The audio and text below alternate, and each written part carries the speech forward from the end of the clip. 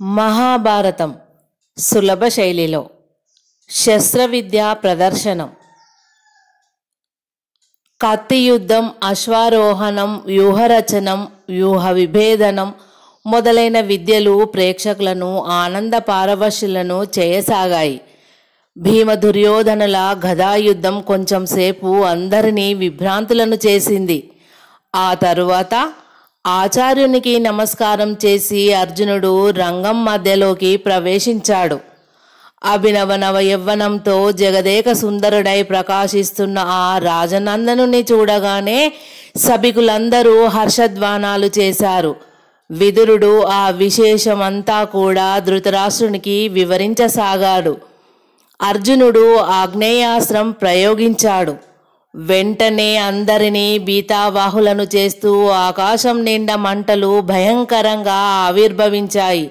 తక్షణం వరుణాస్త్రం ప్రయోగించాడు. మంటలు మచ్చుకైనా లేకుండా అణగారిపోయాయి. మేఘాస్త్రంతో ఆకాశం నిండా గింకరించే మదపుటేనుగుల్లా గర్జించే మేఘాలను సృష్టించాడు. వెంటనే వాయువ్యాస్త్రం ప్రయోగించి వాటిని చెల్లాచెదురు చేశాడు. ఇలా ఎన్నెన్నో శస్త్ర విద్యా మహిమలతో అందరినీ ఇంద్రజాలంతో ముంచి తేల్చాడు ఇంద్రపుత్రుడు.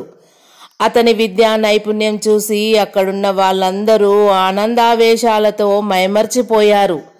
కుంతీదేవి కొడుకు గొప్పతనానికి మురిసిపోయింది. ద్రోణాచార్యుడు శిష్యుని విద్యా వైభవాన్ని ప్రస్తుతిస్తూ, సభాసదులారా, నా ప్రియ శిష్యుడైన అర్జునుడు జగదేక వీరుడు అనడంలో సందేహం ఎంత మాత్రం లేదు.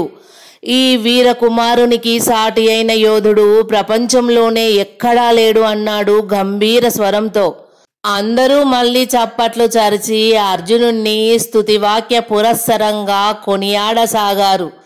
అదే సమయంలో ఆ కలకలాన్ని చీల్చుకుంటూ, ఉన్నాడు, ఇక్కడే ఉన్నాడు, తాడి తన్నేవాడి తలదన్నేవాడు ప్రపంచంలో తప్పనిసరిగా ఉంటాడన్న ప్రత్యక్ష సత్యాన్ని ద్రోణాచార్యుల వారు స్వయంగా చూస్తారు అని గట్టిగా గొంతెత్తి చెప్పి సహజ కవచ కుండల పరిశోభితుడైన ఒక వీర యువకుడు ధనుర్బాణాలను ధరించి అక్కడికి వచ్చాడు. ఎవరు నువ్వు అని ద్రోణుడు ప్రశ్నించాడు. ఎవరైతే ఏం, మీ శిష్యుడు సాటిలేని వీరుడని మీరు స్తుతించారుగా. సాటి కాదని మేటినని నిరూపించుకోవడానికి పోటీ కోసం వచ్చాను అన్నాడు ఆ వీరుడు దర్పంగా. గురుదేవా, పాపం, ఎంతో అభిలాషతో వచ్చినట్లున్నాడు, అతని ముచ్చటను తీర్చుకోనివ్వండి అన్నాడు అర్జునుడు చిరునవ్వుతో. నీ విద్యలు ప్రదర్శించవచ్చు అని అన్నాడు ద్రోణుడు. అంటూనే అనుమతించాడు. వెంటనే ఆ యువకుడు భక్తిగా 2 చేతులు జోడించి సూర్యుడికి నమస్కరించాడు. ధనుర్ధరుడై శస్త్రవిద్యా ప్రదర్శనకు ఉపక్రమించాడు. అంతకుముందు అర్జునుడు చేసిన ప్రయోగాలన్నింటినీ అవలీలగా చేసి చూపించాడు. సభికులందరూ విస్మయంతో అతన్ని చూడసాగారు. అంతలోనే దుర్యోధనుడు తమ్ముళ్లతో కూడా గబగబా రంగం మధ్యలోకి వచ్చి ఆ యువకుణ్ణి అమాంతం కౌగిలించుకున్నాడు. రాజకుమారుడు తనను ఆదరంతో సంభావించడానికి ముగ్ధుడై ఆ యువకుడు కూడా ప్రత్యాశ్లేషం చేశాడు. మిత్రమా, నువ్వెవరు? నీ పేరేమిటి? దుర్యోధనుడు సాదరంగా ప్రశ్నించాడు ఆ యువకుణ్ణి.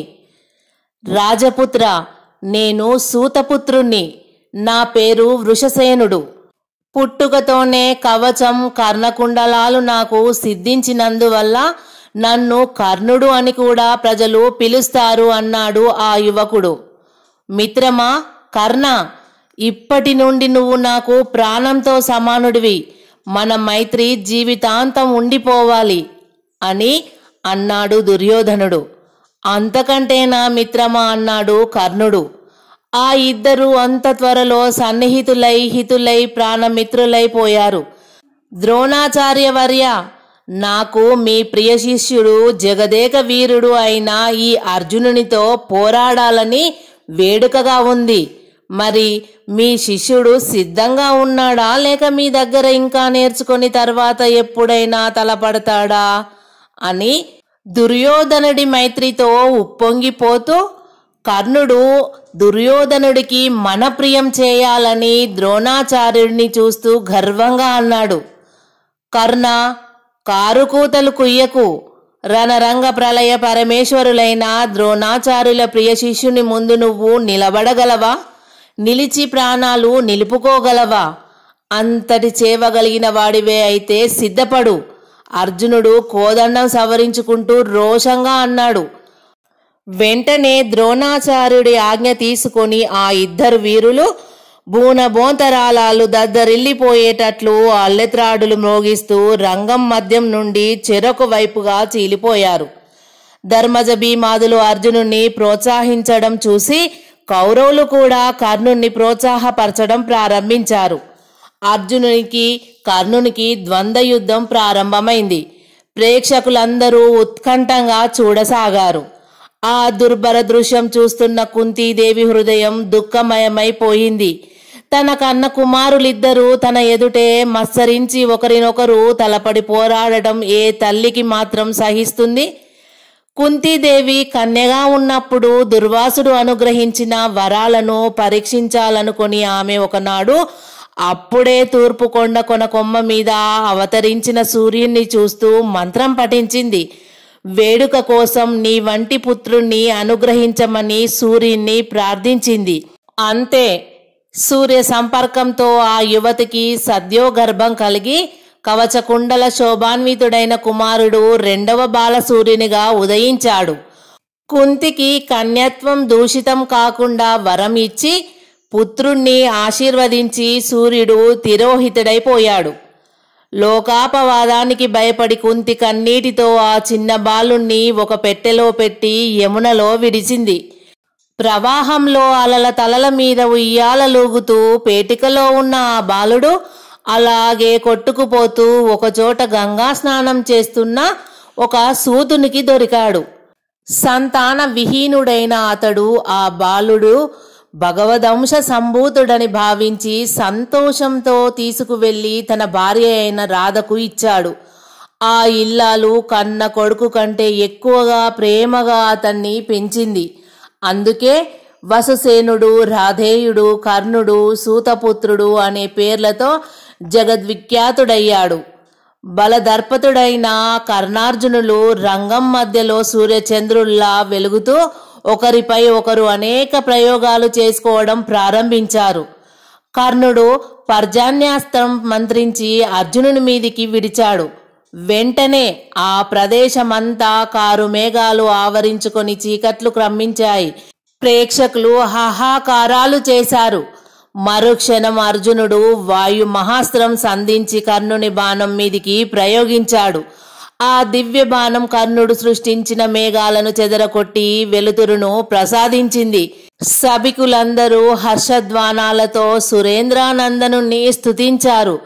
కర్ణుడు ఆగ్నేయాస్త్రం ప్రయోగించి మంటలను ఆవిర్భవింపజేయగా అర్జునుడు వరుణాస్త్రంతో ఆ అగ్నిని మటుమాయం చేశాడు. నాగాస్త్రంతో ఆకాశం నిండా పాములను సృష్టించగా గరుడాస్త్రంతో నామరూపాలు లేకుండా చేశాడు అర్జునుడు. ఆ విధంగా భీషణ విద్యా నైపుణ్యం ప్రదర్శించుకుంటూ ఇద్దరూ క్రమక్రమంగా రోషావేశితులై విజృంభించడం చూసి ద్రోణాచార్యుడు కృపాచార్యుని కేసి చూసి సంజ్ఞతోటే ఏదో సూచించాడు. వెంటనే కృపుడు ఆసనం నుండి లేచి రంగం మధ్యలోకి వచ్చి హస్త సంజ్ఞతో వాళ్ళిద్దరినీ వారించి కర్ణుడిని చూసి ఇలా అన్నాడు. కర్ణ, నువ్వు సూతపుత్రుడవు. వియ్యం, నెయ్యం, కయ్యం సాటివారితోటే చేయాలని ధర్మసూత్రం ఉంది. పాండురాజపుత్రుడైన అర్జునుడితో యుద్ధం చేసే అర్హత నీకు లేదు. కాబట్టి వృధా గర్వం మాని ప్రక్కకు తొలగిపో అని శాసించాడు. మర్మభేదకములైన ఆ ఎత్తి పొడుపు మాటలకు కర్ణుని మనసు చివుక్కుమంది. సిగ్గుగా, బాధగా, మౌనంగా శిరస్సును వాల్చుకున్నాడు. కొడుకు వ్యధను చూసి కుంతి తల్లడిల్లిపోయింది. ఆచార్య అని దుర్యోధనుడు గర్జిస్తూ రంగం మధ్యలోకి వచ్చాడు. కర్ణుని భుజం మీద చెయ్యి వేశాడు. అర్జున పక్షపాతంతో ఒక వీరాది వీరుణ్ణి నిష్కారణంగా అవమానించారు. సహజ కవచ కుండల పరిశోభితుడైన లోకానికి అలంకారప్రాయుడైన ఈ మహాత్ముణ్ణి ఇంతమంది సమక్షంలో చులకన చేసి నిందించారు. ఈ అన్యాయం నేను సహించను. కర్ణుడు రాజపుత్రుడు కాడని, అందువల్ల అర్జునునితో పోరాడడానికి అనర్హుడని మీరు భావించే పక్షంలో ఇప్పుడే ఈ క్షణంలోనే ఈ నా ప్రియమిత్రుణ్ణి అంగరాజ పట్టాభిషిక్తుణ్ణి చేసి మహారాజును చేస్తున్నాను అని రౌద్ర గంభీరంగా దుర్యోధనుడు తమ్ములకు సంజ్ఞ చేశాడు. మరుక్షణం పట్టాభిషేక సంబరాలన్నీ సమకూర్చుకొని వచ్చారు వారు. భీష్మ ధృతరాష్ట్రులకు తన నిర్ణయం తెలిపి దుర్యోధనుడు అక్కడే కర్ణునికి అంగరాజ పట్టాభిషేకం చేసి మణిమయమైన బంగారు కిరీటాన్ని శిరస్సున ధరింపజేశాడు. మిత్రమా, ఇంతమంది ఎదుట నా వ్యక్తిత్వాన్ని గుర్తించి నా మానాభిమానాలను సంరక్షించావు. ఈ మహోపకారానికి ఎలా కృతజ్ఞతలు తెలుపుకోగలను? బ్రతికినన్నాళ్ళు నిన్ను సేవిస్తూ నీ కోసం నా ధనమాన ప్రాణాలను సమర్పించడానికి సిద్ధంగా ఉంటాను. దుర్యోధనుని కౌగిలించుకుంటూ కర్ణుడు ఆనంద బాష్పాలు రాలుస్తూ అన్నాడు. ప్రియ సోదరా, ఇప్పటి నుంచే నీతో కలిపి కౌరవులు 101 అని సంభావించాడు దుర్యోధనుడు. ఏం కర్ణ, అంగరాజువు అయ్యావు, ఇక రణరంగపు తరాజువు అవుతావా? అర్జునుడు చిరునవ్వుతో విల్లు మోగిస్తూ అన్నాడు. అర్జున, ఇక నుంచి నీ మిడిసిపాటు తీసికట్టు అని తెలుసుకో. పట్టభద్రుడు వెంటనే యుద్ధం చేయరానందున ప్రస్తుతం కర్ణుడు యుద్ధ విరమణ చేస్తున్నాడు అన్నాడు దుర్యోధనుడు కర్ణుణ్ణి కౌగిలించుకుంటూ.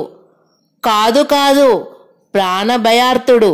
వెనువెంటనే యుద్ధం చేయలేనందున ప్రస్తుతం కర్ణుడు యుద్ధ విరమణ చేశాడు అని భీముడు నవ్వుతూ అర్జునుని దగ్గరికి వెళ్ళి కౌగిలించుకున్నాడు.